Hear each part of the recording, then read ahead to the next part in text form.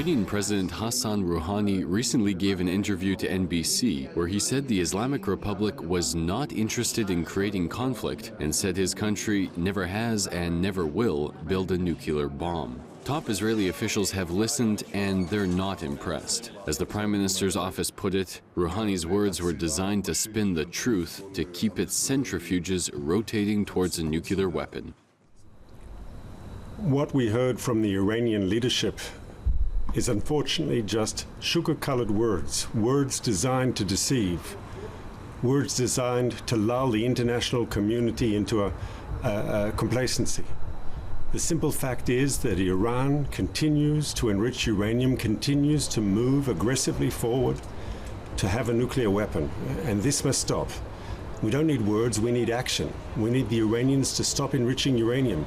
We need them to stop moving forward on plutonium, and until they stop this reckless path to a nuclear weapon, the international community has to keep the pressure on.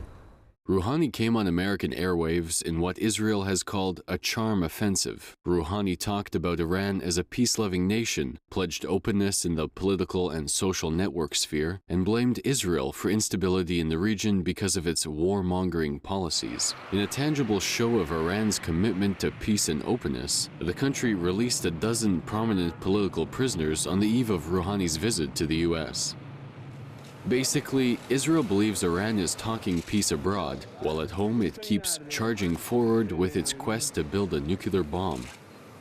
The effect of Rouhani's interview has given Israel cause for concern, as it sees its closest ally, the United States, embracing the Iranian leader's words. U.S. Secretary of State John Kerry hailed Rouhani's comments as positive. President Barack Obama replied to a private letter from Rouhani and said he was open to direct talks between Iran and the U.S. if Iran was serious about giving up its nuclear weapons program.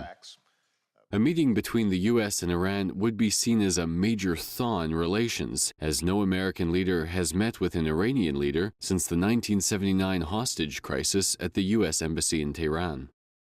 With the UN General Assembly next week, speculation is mounting that Obama and Rouhani could speak face-to-face, although the White House has said no meeting is scheduled.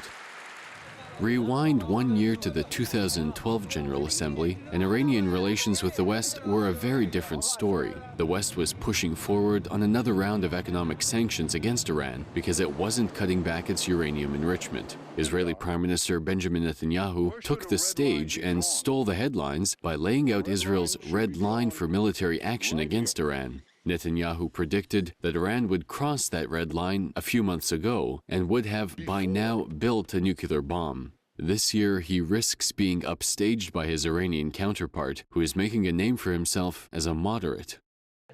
So as Rouhani takes the stage at the UN on September 24th, Israel may well be wishing that Mahmoud Ahmadinejad was in his place, as the former leader seems to have made a better foe than the current president.